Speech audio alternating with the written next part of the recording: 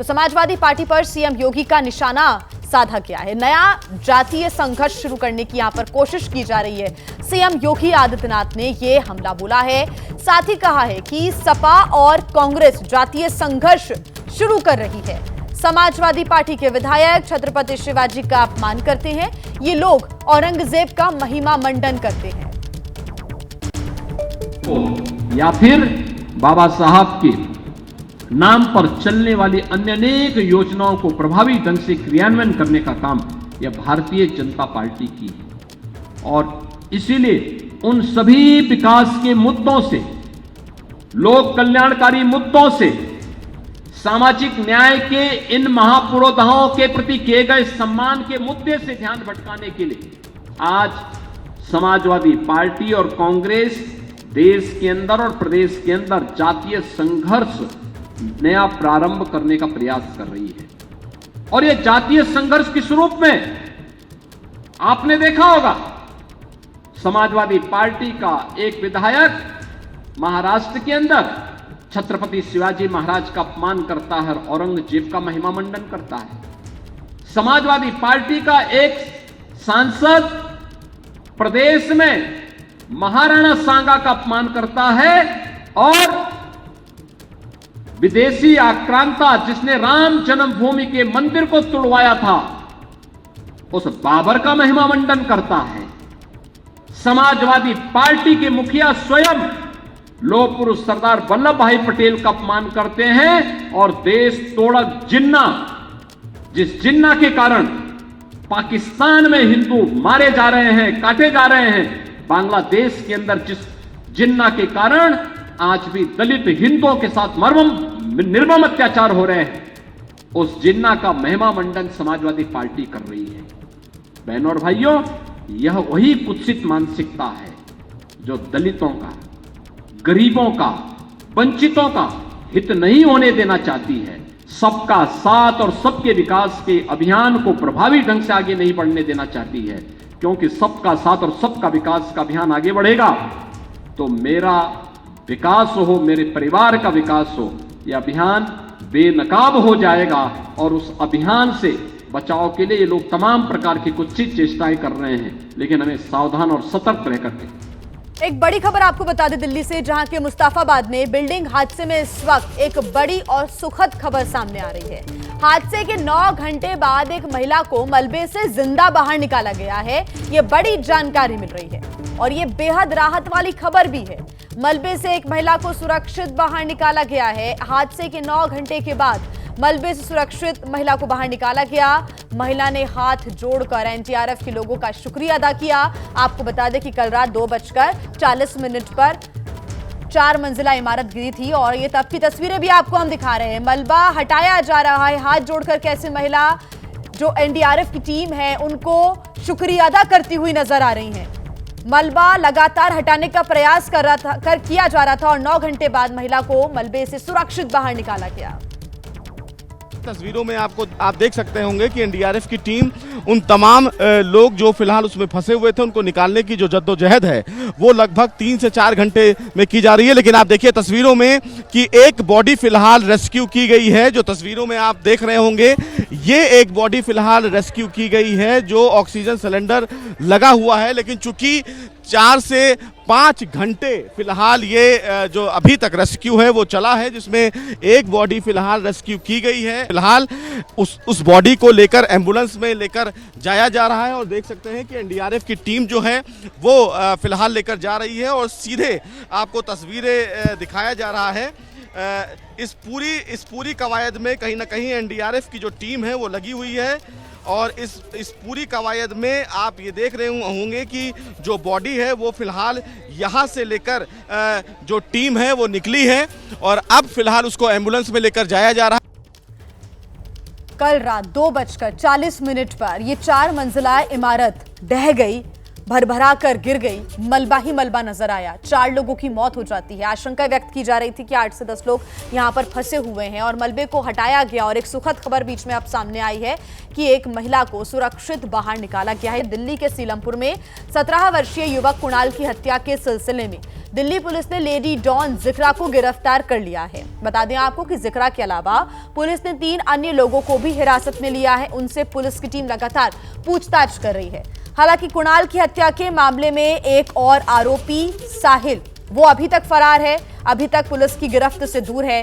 दरअसल उत्तर पूर्वी दिल्ली में सीलमपुर के जे ब्लॉक में परसों 17 वर्षीय युवक कुणाल की चाकू गोदकर हत्या कर दी गई थी, जिसमें आरोपी के तौर पर एक भाई बहन का जिक्र हो रहा था, जिनका नाम जिक्रा और साहिल, ये नाम सामने आए थे।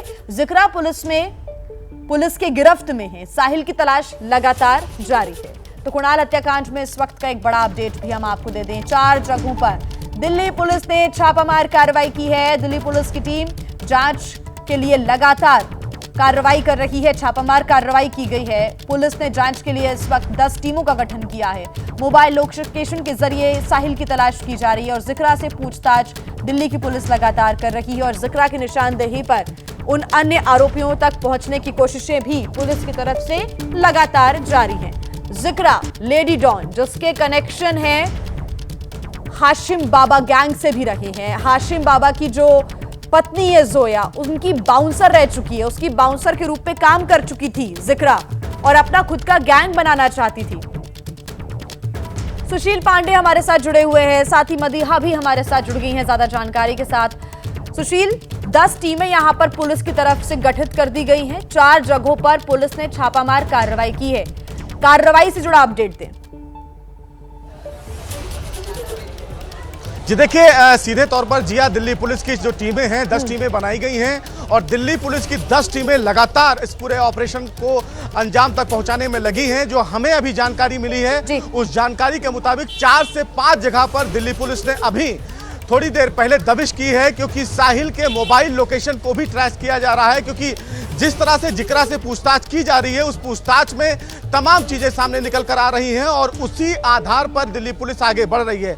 सबसे महत्वपूर्ण बात कि इस पूरे मामले में शामिल साहिल एक बड़ी पहेली बना हुआ है दिल्ली पुलिस के लिए और दिल्ली पुलिस लगातार उसको ट्रैक आउट करने के लिए दबिश दे रही है। ये माना जा रहा है कि दिल्ली पुलिस की जो टीमें हैं वो लगातार ऑपरेशन कर रही हैं, लेकिन सबसे बड़ी बात है कि जिक्रा के पूछताछ में तमाम ऐसे बड़े कनेक्शन भी सामने निकल कर आ रहे हैं, जिसमें हर उस एंगल को भी तलाशा जा रहा है।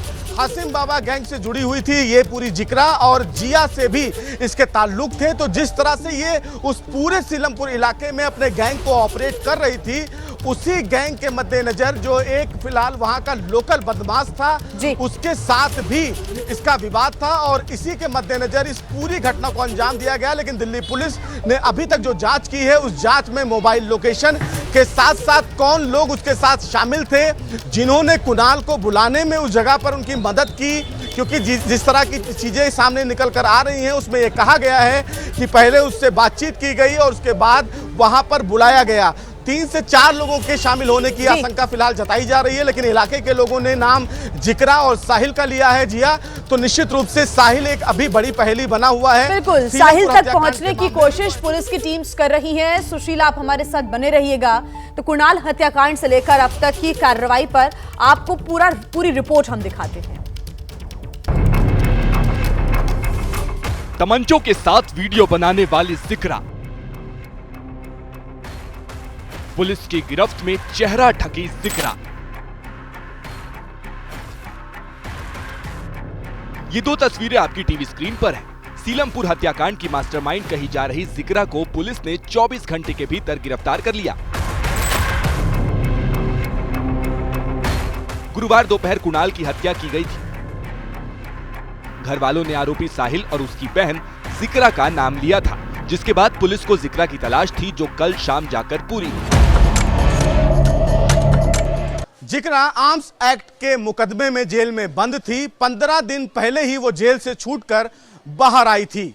बताया यह भी जा रहा है कि उसी इलाके में लाला नाम के बदमाश से जिक्रा का विवाद था और इसी विवाद के चलते जिक्रा ने कुणाल से लाला के बारे में जानकारी जुटानी चाहिए। लेकिन जब कुणाल ने लाला बदमाश के बारे में जानकारी देने से मना कर दिया तो यही वजह कुणाल की हत्या की मुख्य वजह बनी। इलाके के लोग बताते हैं कि कुणाल के कुछ जानने वालों ने आरोपी साहिल पर चाकू से दिवाली के वक्त हमला किया था, जिसके बाद साहिल कुणाल को धमकाता था और जिक्रा जैसे ही जेल से बाहर आई तो वो भी साहिल के हमले के आरोपी को खोजने लगी, जिसके बाद इस दुश्मनी ने खूनी रूप ले लिया। इनका आपसी झगड़ा था 2 महीने पहले ही इसी गली के अंदर मंदिर के आगे झगड़ा हुआ था, है ना।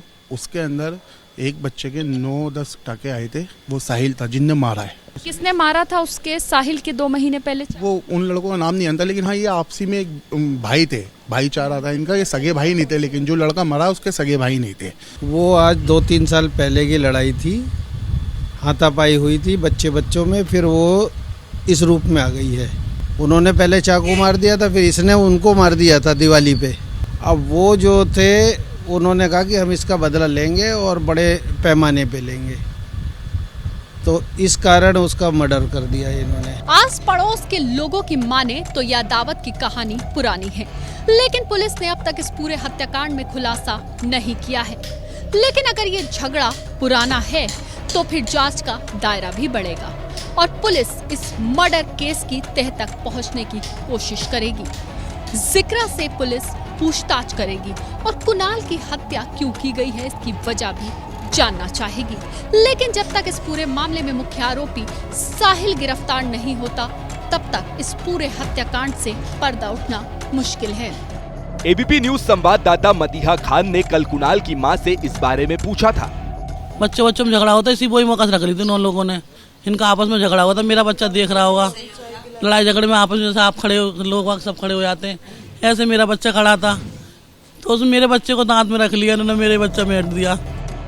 लोग बताते हैं कि जिस वक्त ये हत्याकांड हुआ वहाँ जिक्रा भी मौजूद थी, जो इलाके में लेडी डॉन के नाम से मशहूर है। जिक्रा की गिरफ्तारी के बाद उसकी जिंदगी की परतें भी खुलती जा रही हैं। दिल्ली पुलिस की माने तो जिक्रा जेल में बंद हासिम बाबा की पत्नी जोया की बाउंसर के तौर पर काम करती थी।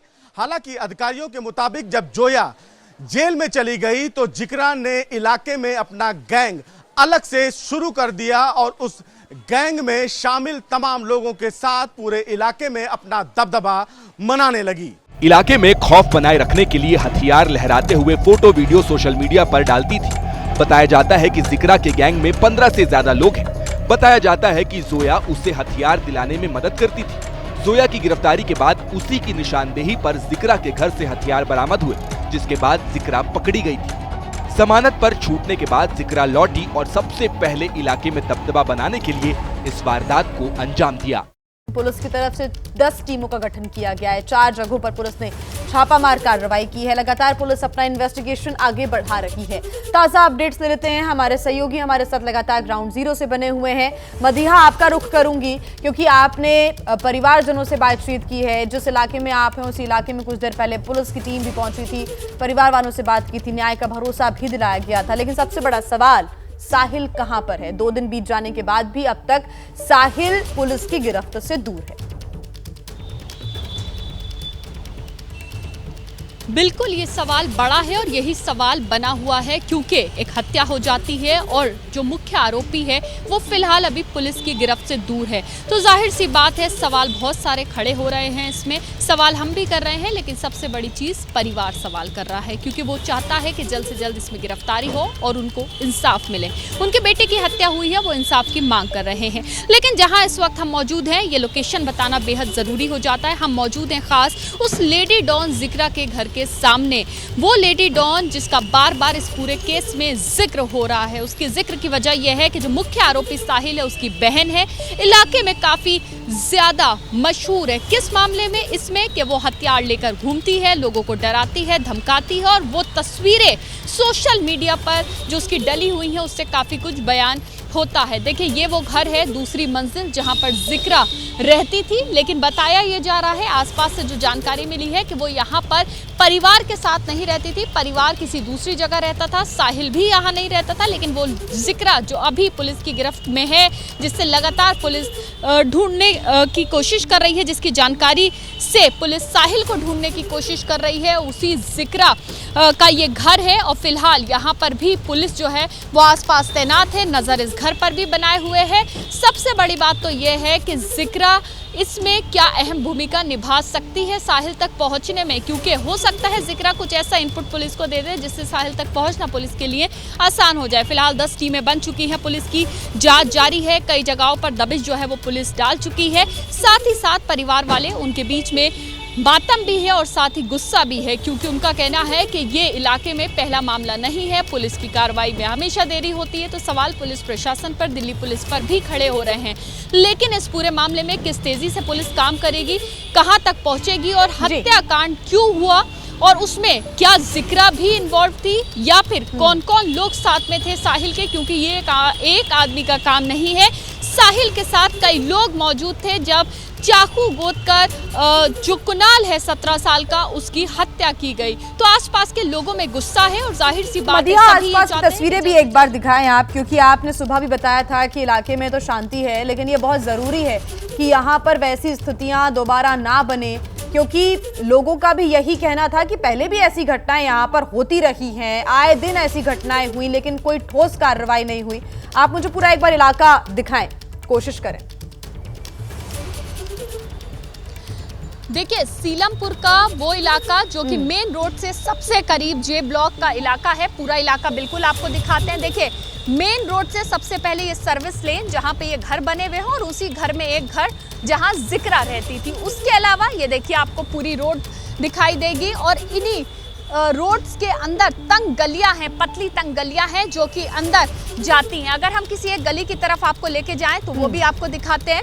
इधर जो तंग गलियां हैं उनकी तस्वीरें भी आपको दिखाते हैं और बताते हैं कि इलाका जो है वो किस तरह से बना हुआ है। देखिए, यहाँ पर कई समुदाय के लोग रहते हैं, सिर्फ एक समुदाय के लोग नहीं रहते हैं, इसीलिए मामला भी सेंसिटिव है। दो समुदाय के बीच का मामला है, एक समुदाय विशेष पर जो आरोप है वो लगाया जा रहा है और यही वजह है कि दोषी वो लोग हैं या नहीं है, पुलिस कहां तक जांच करती है, लेकिन परिवार का सीधा आरोप एक समुदाय विशेष पर है। यही वजह है कि मामले में इस पूरे मामले में और इलाके में शांति बनी रहे, इसी वजह से यहाँ पर जगह जगह पुलिस की तैनाती है। किस तरह की तंग गलियां हैं ये देखिए आप। सबसे बड़ी बात तो ये, बहुत सारी दुकानें अभी भी इलाके में बंद हैं। बंद होने की वजह यह है कि लोगों को भी पता है कि अभी मामला बहुत ताज़ा है और जिस तरह से पुलिस की बड़े तरह से यहाँ पर तैनाती है, उसके बाद लोग भी अभी ज्यादा अपने घर से बाहर नहीं निकल रहे। इस तरह की गलियां और रास्ते जो ठीक है मदिया, नजर आप बना के रखिएगा। एमएनएस नेता राज ठाकरे ने दिया है बड़ा बयान। उद्धव ठाकरे को लेकर एक पॉडकास्ट में उन्होंने इस बड़े बयान को दिया है। उद्धव के साथ मेरे राजनीतिक मतभेद हो सकते हैं, अगर महाराष्ट्र हित में हमें एक होना होगा तो मैं तैयार हूं। एमएनएस प्रमुख राज ठाकरे ने यह बहुत बड़ा बयान दिया है। उन्होंने कहा है कि मेरे उनके साथ राजनीतिक मतभेद हो सकते हैं, लेकिन अगर महाराष्ट्र हित में हमें एक होना होगा तो मैं तैयार हूं, ये राज ठाकरे ने कहा है। एक पॉडकास्ट के दौरान उनसे जब ये सवाल किया गया तो उन्होंने जवाब में ये बड़ा बयान दिया है कि उद्धव ठाकरे को लेकर उन्होंने कहा है कि राजनीतिक मतभेद उनके साथ हो सकते हैं, लेकिन अगर महाराष्ट्र के हित में, महाराष्ट्र के लिए उनको एक होना होगा तो वो तैयार हैं। हालांकि राज ठाकरे, उद्धव ठाकरे कई बार फंक्शंस में एक साथ भी नजर आते रहे हैं। उनके बीच राजनीतिक मतभेद जरूर हैं, लेकिन फैमिली फंक्शंस में वो एक साथ एक मंच पर नजर आते हैं। ऐसे में राज ठाकरे ने कहा है कि महाराष्ट्र के हित में अगर उन्हें एक होना होगा तो वो तैयार हैं। हालांकि उद्धव गुट लगातार, उनके नेता जो हैं वो ये कहते हुए नजर आते हैं कि राज ठाकरे और एमएनएस कहीं ना कहीं बीजेपी के सपोर्ट में ये बयान देते हैं, बीजेपी की बी टीम भी बताते नजर आते हैं। ये हमेशा उद्धव गुट के नेताओं की तरफ से बयान सामने आता है, लेकिन राज ठाकरे का ये बड़ा बयान और उसके कई बड़े मायने हैं। गणेश ठाकुर हमारे साथ जुड़े हुए हैं ज्यादा जानकारी के साथ। गणेश, जो राज ठाकरे ने कहा इसके बहुत बड़े मायने हैं महाराष्ट्र की सियासत से जुड़े हुए। जी देखिए, बिल्कुल उनका स्पष्ट कहना था जब उसको निर्देशक महेश मांजरे का पॉडकास्ट के दौरान पूछा कि महाराष्ट्र की जनता जानना चाहती है कि क्या राज और उत्तर एक हो सकते हैं, तो उनका कहना था कि महाराष्ट्र हित हमारे झगड़े से बहुत बड़ा है। हमारा झगड़ा महाराष्ट्र हित के सामने कुछ नहीं है। महाराष्ट्र हित के लिए अगर कोई बड़े निर्णय लेने होंगे तो उसके लिए तैयार होना आज की जरूरत है, क्योंकि आज महाराष्ट्र की परिस्थिति को देखते हुए मराठी मानुष की अस्मिता को अगर हमें बरकरार रखना है, उनके हक के लिए अगर हमें लड़ना होगा तो एक होकर लड़ना होगा, स्वार्थी नहीं होना होगा। हम हमारे स्वार्थ के लिए महाराष्ट्र हित को दरकिनार नहीं कर सकते हैं। राज ठाकरे ने ये कहा, इसका मतलब यही है कि अगर महाराष्ट्र हित की बात आई तो एक हाथ आगे बढ़ाने के लिए वो तैयार है, दूसरी का हाथ आगे बढ़ाने के लिए वो तैयार है। लेकिन उन्होंने आखिर में ये भी कहा कि इच्छा शक्ति होनी चाहिए, एक होने की इच्छा होनी चाहिए। तो महाराष्ट्र हित के राज ठाकरे, अपडेट भी सामने आ गया है कि राज ठाकरे के इस बयान पर उद्धव ठाकरे ने प्रतिक्रिया भी दी है। कहा है कि मेरी तरफ से कोई भी झगड़ा नहीं था। यानी कि दोनों तरफ से ही अब ये बयान सामने आ गए हैं और दोनों तरफ से एक दूसरे के लिए बहुत पॉजिटिव ये नोट्स हैं।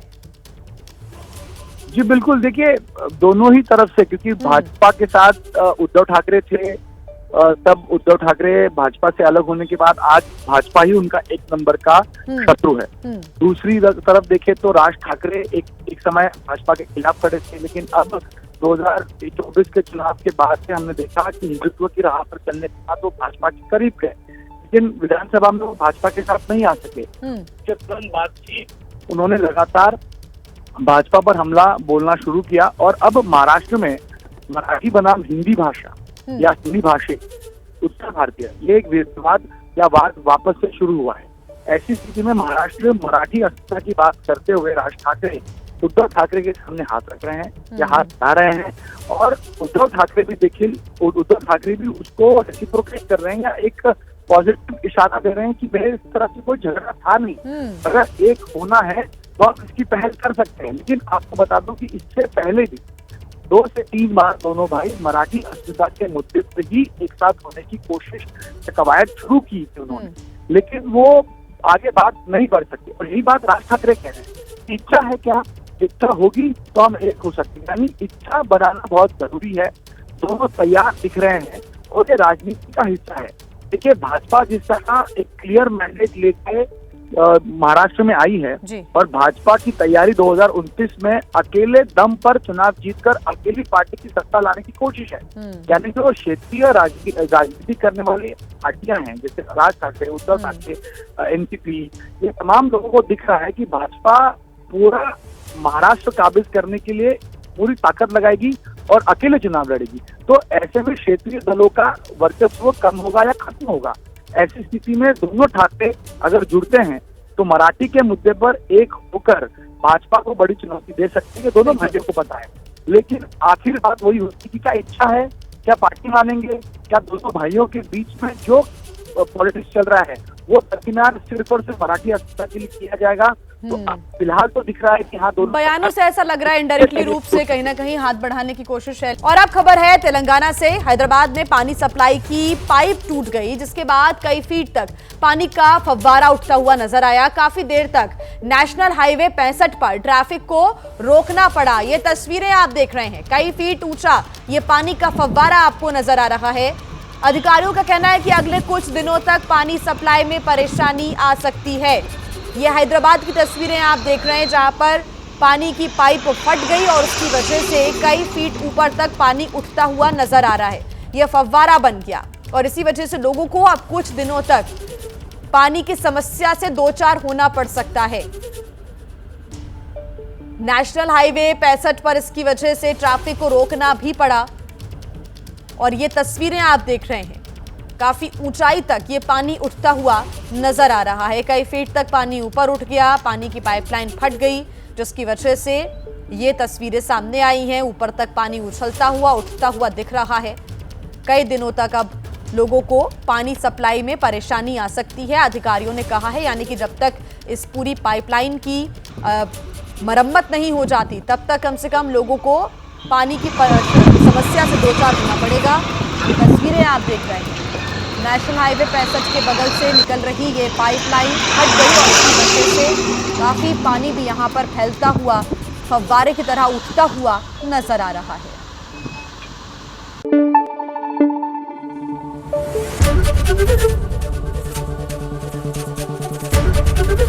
एबीपी न्यूज़ आपको रखे आगे।